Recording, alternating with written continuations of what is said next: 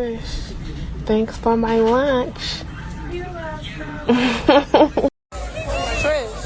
you said what they say to you? I'm officially auntie, bitch. I'm auntie.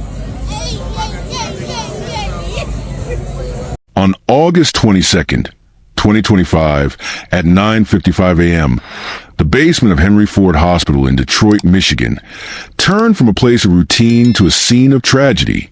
Latricia Green, a 40-year-old hospital employee, was working her shift when her ex-husband, 53-year-old Mario Green, confronted her. According to Detroit police, a brief argument erupted, then gunshots. Mario, armed with a handgun, fired multiple times, killing Latricia instantly. He fled in a 2011 white Dodge Charger, leaving a hospital in lockdown, a community in shock, and a family shattered. This wasn't random violence. It was a targeted act of domestic abuse, the culmination of months of harassment and ignored pleas for help. Latricia had filed for protection orders, reported Mario's stalking, even warned the courts her life was in danger. Yet, the system failed her catastrophically. How does someone do everything right and still lose everything? What would you do if you knew danger was closing in, but no one listened? Drop your location and your first thoughts in the comments below. Let's dive into Latricia's story, a tale of courage, failure, and a fight for justice that demands to be heard. Latricia Green, sometimes known as Latricia Brown, was a 40-year-old woman whose presence lit up Detroit. Born in a city known for its grit, she embodied that same tenacity. According to colleagues who spoke to reporters, Latricia was a cornerstone at Henry Ford Hospital, where she worked in housekeeping. She was family. One co-worker said, her voice heavy with grief. Latricia had a laugh that could break tension, a quiet strength that made long shifts bearable. She was the one who'd check in on you, offer a kind word, or share a quick smile that said, "We've got this."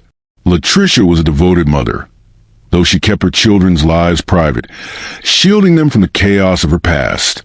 Friends and family, speaking publicly after her death, said she dreamed of a peaceful future, a home filled with love, a career where she could thrive, a life free from fear. But that dream was shadowed by Mario Green, her ex-husband of over a decade. Court documents reveal a marriage that crumbled into abuse, stalking, and terror. Mario didn't just leave her life. He haunted it, calling her workplace, following her across cities, destroying her belongings. Yet, Latricia fought back, not with anger, but with resolve. On June 13th, 2025, she took a stand. She filed for a personal protection order, PPO, in Wayne County Circuit Court, detailing Mario's harassment, relentless calls to her job, showing up at the hospital, threats that made her heart race. That request was denied. Imagine the blow, pouring out your fear, only to be told it wasn't enough. Latricia didn't give up. On July 21st, she filed again, her handwritten words raw and urgent. "Since I was denied, he has now been able to break into my car and cut up my clothes, shoes, and steal belongings from me," she wrote. "He followed me on multiple occasions, has tried to break my car window." She described Mario tailing her from Oak Park to Detroit, swerving to ram her car on Woodward Avenue. "He has continued to call my job and said he will not stop or stop coming after me," she added. Sources confirm he called the hospital upwards of 50 times, showing up multiple times to intimidate her. Her words are a gut punch. "I have tried being cordial because I feel that the system has now let me down each time that I have tried to make reports on this man," she wrote. She spoke of her father's murder, a trauma that deepened her fear. "I am now in mental distress and scared, not knowing what to do. I am asking for help before this goes too far, and things are too late." That PPO was approved, but here's the heartbreak. It was never served to Mario. Court records show no attempt to deliver it to his known Detroit address. Latricia's courage shines through. She kept working, raising her kids, living her life, all while checking her mirrors from Mario's car. A colleague, Tamara Canada, told reporters, She's really a good person. She don't mess with nobody or nothing. Tamara broke down, recalling how she and Latricia bonded over their struggles with difficult ex-partners, unaware of the full extent of Latricia's danger. Another co-worker, Devin Wilford, described her as humble, quiet. To herself, she wasn't drama. Devin collapsed in tears when she learned Latricia was gone, supported by friends outside the hospital. Latricia's story resonates because it's bigger than her. Black women face domestic violence at disproportionate rates. Public data shows they're killed by intimate partners every 5 hours in the U.S. Her fight wasn't just for herself. It was for her children, for safety, for a chance to live. Reading her PPO, I'm struck by her clarity, her strength, her plea. It's infuriating to know she was ignored. Have you ever felt like no one heard you when you needed help most? What do you think Latricia was feeling, knowing Mario was out there? Let's hold her memory close as we move to that tragic day. August 22nd, 2025, started as a typical Friday at Henry Ford Hospital, a sprawling medical center in Detroit's New Center, where the pulse of the city meets the rhythm of healing. Nurses check patient charts. Doctors prep for surgeries, and in the basement, housekeeping staff like 40-year-old Latricia Green kept the facility running smoothly. The basement, a maze of storage rooms, utility closets, and service corridors, was quieter than the upper floors, its fluorescent lights casting a sterile glow. According to police reports, Latricia was likely organizing supplies or cleaning equipment around 9:55 a.m. when her ex-husband, 53-year-old Mario Green, entered the hospital's main campus. He wore all black, a gold chain glinting around his neck, a handgun concealed, his presence a ticking bomb. How did he slip inside unnoticed? Did he blend with the morning rush of visitors?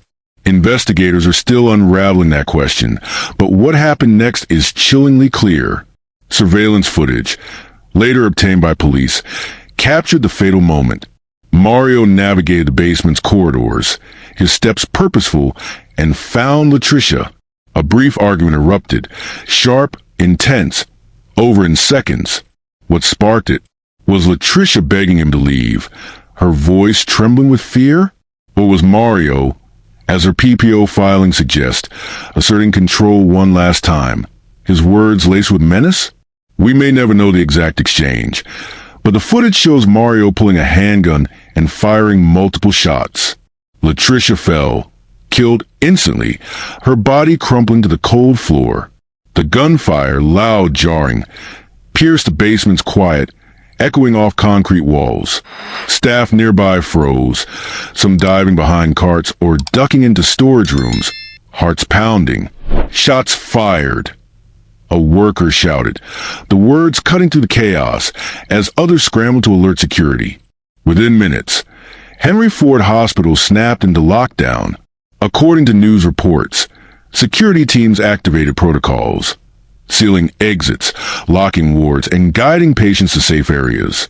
Doctors and nurses, trained for emergencies, directed staff to barricade doors. Some used chairs, others heavy equipment. Erlene Ingram, whose mother was in the basement for outpatient surgery, described the terror to reporters. I was nervous about being shot, not safe at all. Her mother, separated during the chaos, was shaken but unharmed. Carmen, another visitor in the surgery prep area, spoke to news outlets about the scene. We heard over the loudspeaker there was a cold blue in the basement. Then a nurse said there's an active shooter. She recalled the confusion. The crowd's calm turned to fear as they were shuffled into a patient prep area. Security guards patrolling outside. I'm pretty shaken, she admitted, her voice unsteady. Outside, the hospital transformed into a fortress. Dozens of police cars and ambulances block West Grand Boulevard and side streets, their sirens slicing through the morning air. A helicopter buzzed overhead. Its rotor blades of grim underscored the unfolding crisis. Armed ATF agents, later joined by FBI and Michigan State Police, surrounded the building, their vests stark against the hospital's brick facade. According to Detroit Police Chief Todd Bettison, SWAT teams swept the facility to ensure no other threats remained. By 10:15 a.m., police issued an urgent bulletin. Mario Green, 6 feet 4 inches tall, armed and dangerous, was wanted for murder. He'd fled in a 2011 white Dodge Charger, license plate DXC 7067, last seen speeding north on the Lodge Freeway. News outlets broadcast his description: black shirt, black pants, gold chain, possibly carrying a pinkish backpack, urging residents to report sightings. "We expect to have him in custody very shortly," Bedison told reporters, his tone resolute but urgent. Mario's escape was swift. Witnesses saw him bolt from the basement, weaving through the hospital's corridors, his tall frame unmistakable. He reached the parking lot, jumped into the Charger, and vanished into Detroit streets. The hospital's open layout, with public access to the basement for patient services, raised immediate questions. A former employee told reporters the basement's elevators were accessible to anyone. No ID checks, no security barriers. Latricia had reported Mario's prior visits to her workplace, his calls, his threats. Why wasn't there protocol to flag him? Had security been briefed on her PPO? These gaps, now glaring, fueled anger among staff and the community. By 1 p.m., police found a Charger abandoned at Trojan and Lasser, 6 miles west of the hospital, in a residential area near Redford. The discovery, confirmed by news outlets, intensified the manhunt. Was Mario hiding nearby? Had he planned an escape route, ditching the car to throw off police? Officers canvassed the neighborhood, knocking on doors, checking alleys, and interviewing residents. Tia Lowe, who lived near the hospital, told reporters she was stunned. "You don't expect that kind of stuff here, especially a hospital. It's horrible."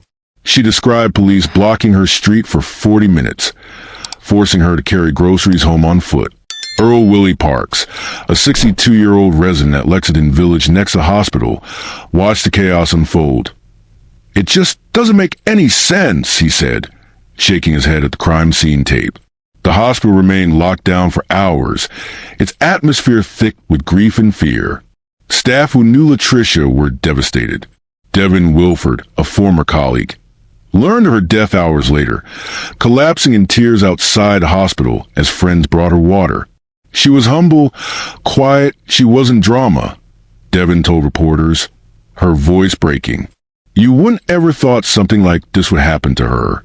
Felicia Richardson, waiting for family members in surgery, said her cousin was shaken up, scared. She's never been through something like this. Her father, Jeffrey Davis, a regular patient at Henry Ford for chemotherapy, called the violence absolutely disturbing. The community's shock was palpable. Henry Ford wasn't just a hospital. It was a lifeline, a place where people like Latricia poured their hearts into their work. Police pieced together the morning's events. Surveillance showed Mario's deliberate path through the hospital, his argument with Latricia, the shots fired, Latricia's prior warnings, 50 calls at her workplace, multiple visits, threats documented in her PPO. Paint a picture of a tragedy foretold. Why wasn't the hospital on high alert? Could security have screened visitors more rigorously? The basement's public access, meant to accommodate patients, had become a vulnerability. Bedison confirmed the shooting was a targeted act of domestic violence, rooted in Mario's history with Latricia. Another shooting, a drive-by at 5 a.m. near Linwood and West Grand, for blocks away, killed one man and wounded another, but police ruled out a connection. Still, the proximity underscored Detroit's struggle with gun violence, with hospitals, once safe havens, now in the crosshairs. The lockdown lifted by late afternoon, but the basement remained a crime scene, cordoned off with yellow tape. Investigators collected shell casings, reviewed footage, and interviewed witnesses. Staff returned to work, but the mood was somber. Latricia's colleagues whispered her name, grappling with the loss of someone who'd been a quiet force in their daily grind. The community rallied, sharing tips with police, determined to catch Mario. But questions loomed. How did he get so close? Why wasn't the PPO served? What would you have done if you were in that basement, hearing those shots? As police scoured the city, a critical moment was approaching. one that would shift this case forever. Stay with me. We're diving deeper next. Mario Green, 53 years old, wasn't just a name on a police bulletin. He was a man with a history of violence, control, and defiance, whose actions on August 22nd, 2025, ended Latricia Green's life in the basement of Henry Ford Hospital. According to public records, Mario's past was a roadmap of red flags. Convictions for aggravated stalking, arson, and failure to pay child support, punctuated by multiple probation violations. Court documents show he was released from probation in June 2025, just weeks before Latricia's second plea for a personal protection order, PPO. This wasn't a man who respected boundaries, legal, personal, or moral. Investigators zeroed in on him as the sole suspect, and the evidence was damning. Surveillance footage capturing his argument with Latricia, witnesses confirming his flight in a 2011 white Dodge Charger, and a trail of documented abuse that stretched back years. But what drove Mario to murder? And how did the system let him get so close? Let's start with the evidence. Detroit police, backed by surveillance from Henry Ford Hospital, pieced together Mario's actions on that fatal morning. The footage, described in police reports, showed him entering the basement, confronting Latricia, and firing multiple shots after a brief argument. Witnesses heard the gunshots, saw him flee, dressed in all black, gold chain glinting, a tall figure moving fast through the hospital's corridors. By 10:15 a.m., he was gone, speeding away in his Charger, license plate DXC 7067, last seen heading north on a Lodge freeway.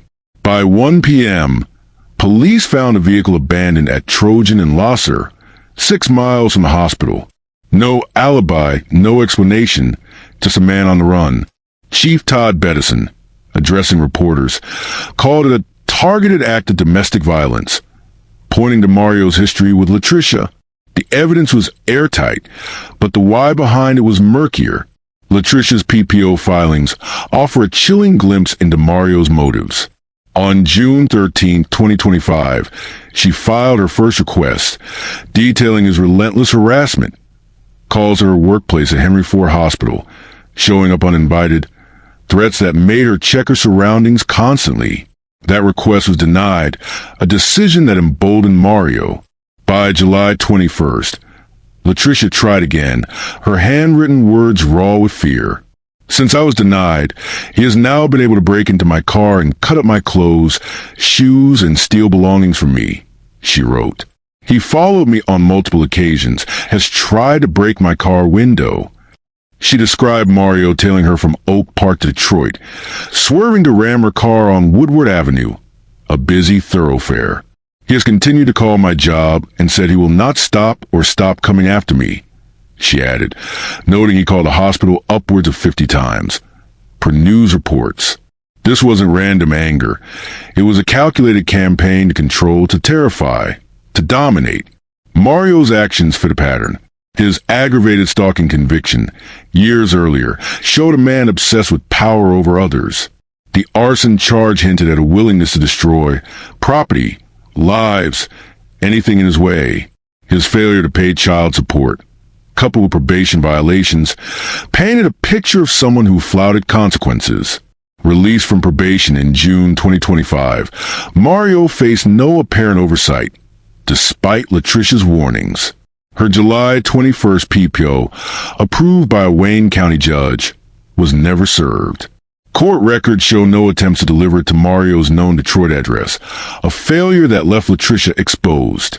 Why? Was it bureaucratic neglect? An overworked court system? Or a deeper dismissal of domestic violence complaints? I can't help but feel a knot in my stomach thinking about it. Latricia begged for help, and no one followed through. Let's talk about motive. Police and advocates point to domestic violence, rooted in Mario's need to control Latricia, even after their marriage ended.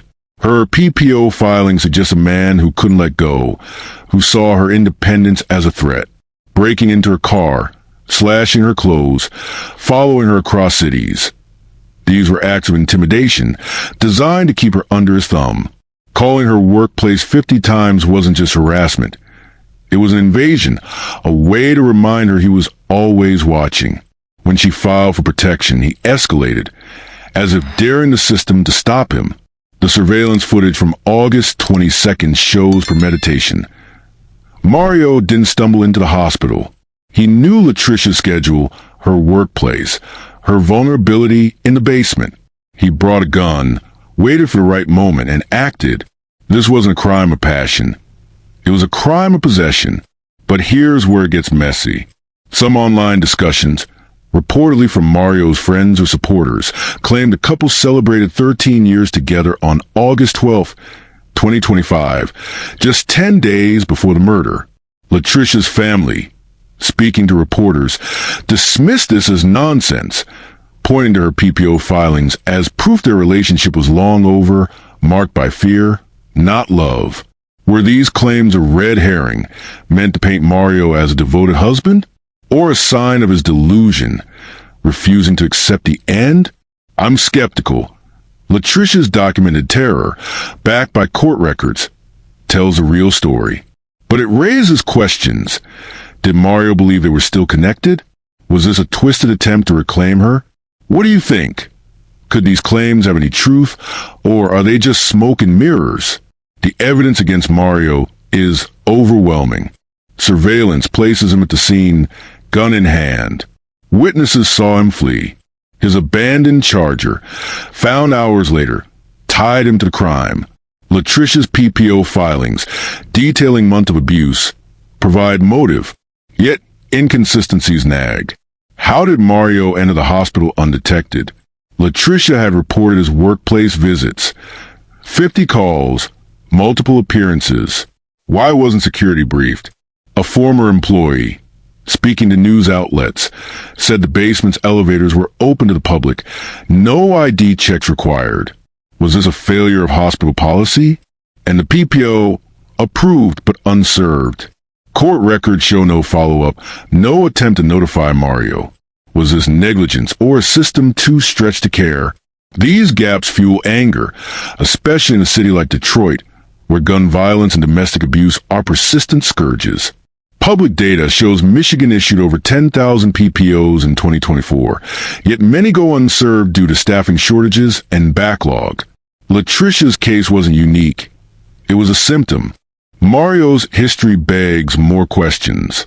Released from probation in June 2025, he was a known risk. Stalking, arson, defiance of court orders. Why wasn't he monitored?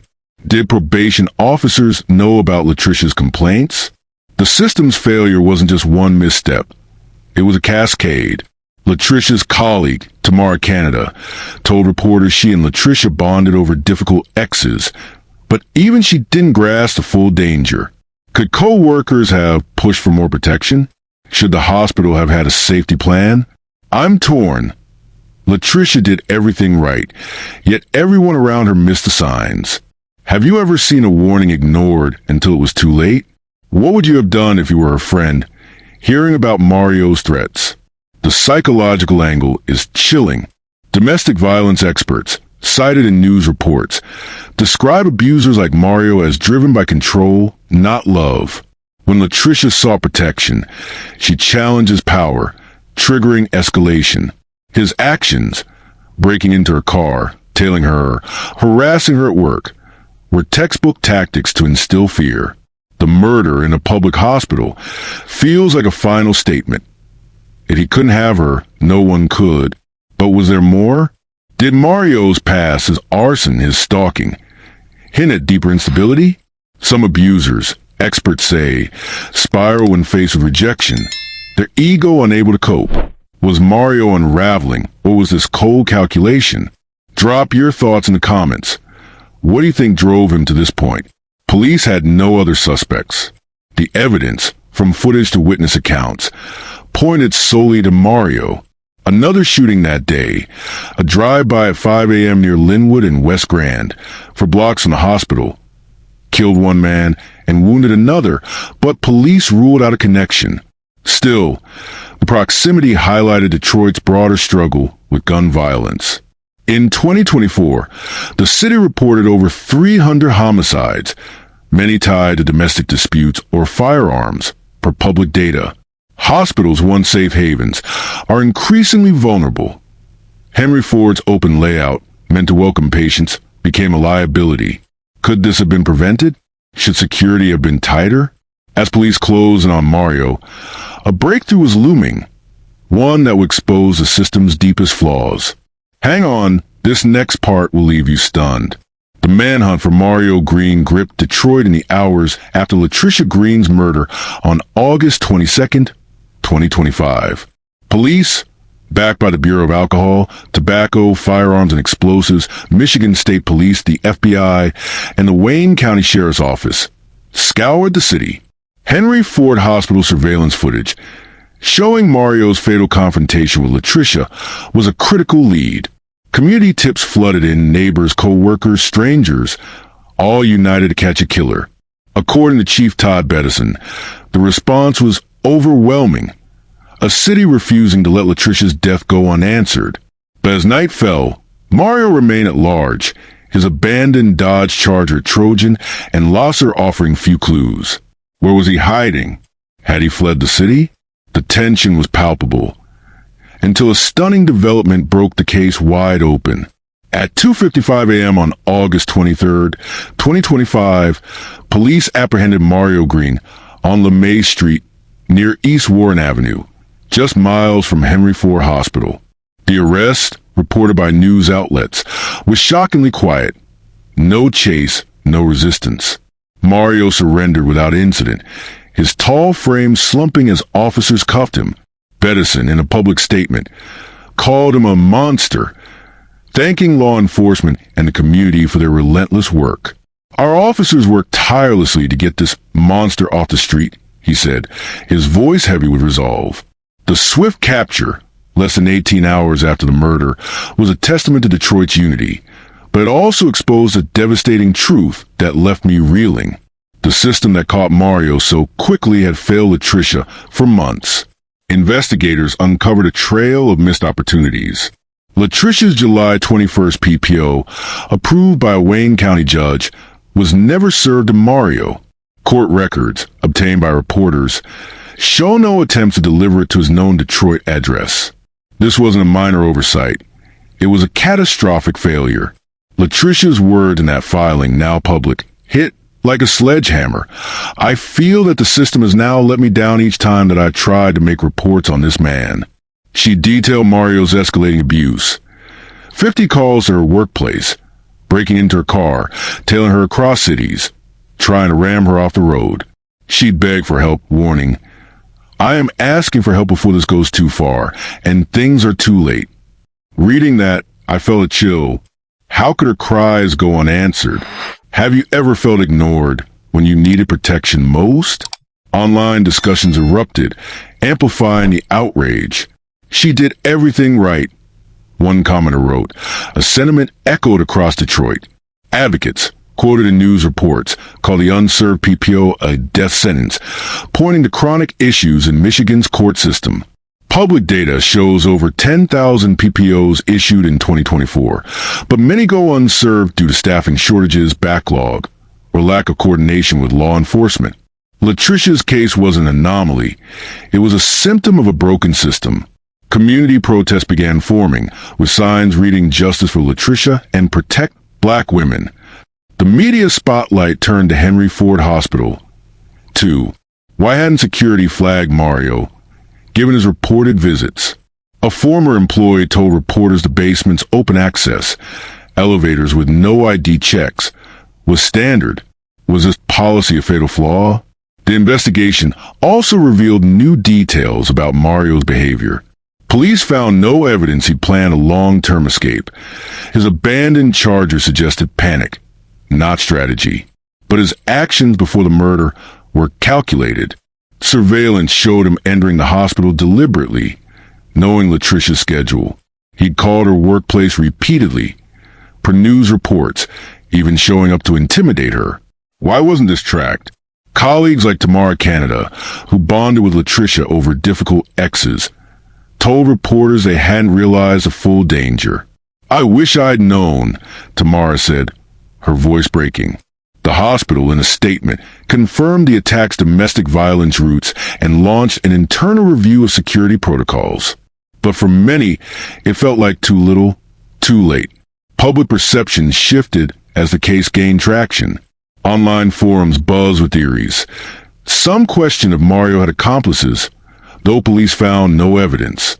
Others speculated about his mental state, wondering if his obsessive behavior hid deeper instability. I'm torn.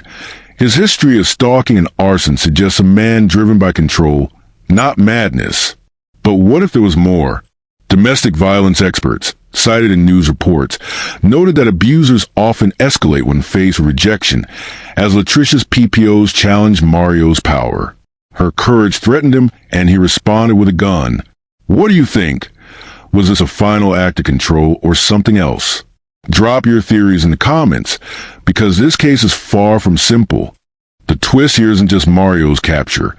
It's the system's failure laid bare. Latricia's death sparked a reckoning, with advocates demanding reform. Faster PPO enforcement, better training for courts, more accountability for hospitals. Detroit's history of gun violence. Over 300 homicides in 2024, per public data, added fuel to the fire.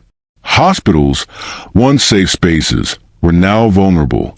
The community's response, from tips to protests, showed a city fighting back. But it shouldn't have come to this. What would you have done if you were part of that manhunt? Let's unpack what happened next, because this story's not over. As of August 24th, 2025, Mario Green sits in custody, facing murder charges for killing Latricia Green at Henry Ford Hospital.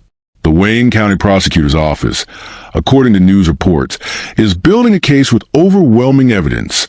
Surveillance footage of Mario firing the fatal shots, witness account of his flight, his abandoned Dodge Charger, and Latricia's PPO filings documenting his abuse. A conviction seems likely, but the legal process is just beginning. Trials in Michigan can take months, even years. For Latricia's family, friends, and colleagues, the arrest is a bitter milestone. She was family, Henry Ford Health said in a statement, mourning their teammate and confirming the attack's domestic violence roots. They're reviewing security protocols, but for many, it's a hollow gesture. Latricia's gone, and no review can change that. Unresolved questions haunt this case. Why was Latricia's June 13 PPO denied, despite clear evidence of Mario's harassment? Why wasn't the July 21st PPO served, leaving her vulnerable? Court records show Mario's address was known, yet no one acted. Was it negligence? Understaffing? Or a deeper bias against domestic violence victims, especially black women? Public data paints a grim picture. Black women face femicide at rates far higher than others, with intimate partner violence claiming lives every 5 hours in the U.S. Latricia's case has become a rallying cry, with protests outside Wayne County courts demanding reform. Justice for Latricia, red one sign, captured by news cameras. Advocates call for mandatory PPO service timelines, better coordination between courts and police, and training to recognize stalking as a lethal threat. The hospital faces scrutiny, too. Latricia reported Mario's calls, 50 in total, and his visits to her workplace. Why wasn't security tightened? A former employee told reporters the basement's open elevators were a known vulnerability, yet unchanged. Henry Ford internal investigation, ongoing as of August 23rd, aims to address this, but staff like Devin Wilford, who collapsed in tears outside the hospital, feel betrayed. She was humble, she didn't deserve this, Devin said, per news reports. Tamara Canada, another colleague, echoed the grief. She's really a good person, she don't mess with nobody. Their words linger, a reminder of Latricia's impact. Latricia's memory burns bright. Her family, speaking publicly, called her a loving mother, a fighter who never quit. Her PPO filings show her courage. I am now in mental distress and scared. I am asking for help before this goes too far. Those words, now public, are a testament to her strength and a condemnation of the system that failed her. She knew the danger, fought to be heard, and was ignored. Her father's murder, mentioned in her filing, added a layer of trauma. Yet she kept going, raising her kids, working her shifts, living with grace under pressure. She deserved so much more, a chance to live, to thrive, to see her children grow. This case isn't just about Latricia. It's about a society that fails its most vulnerable. Black women like her face systemic barriers, dismiss complaints, delay protections, overlooked warnings. Detroit's gun violence crisis, over 300 homicides in 2024, amplifies the stakes. Hospitals, meant to be safe havens, are now battlegrounds. What do we do now? How do we stop the next Latricia from slipping through the cracks? Mario's trial may bring a verdict, but true justice demands change. Courts that act, police that protect, communities that listen.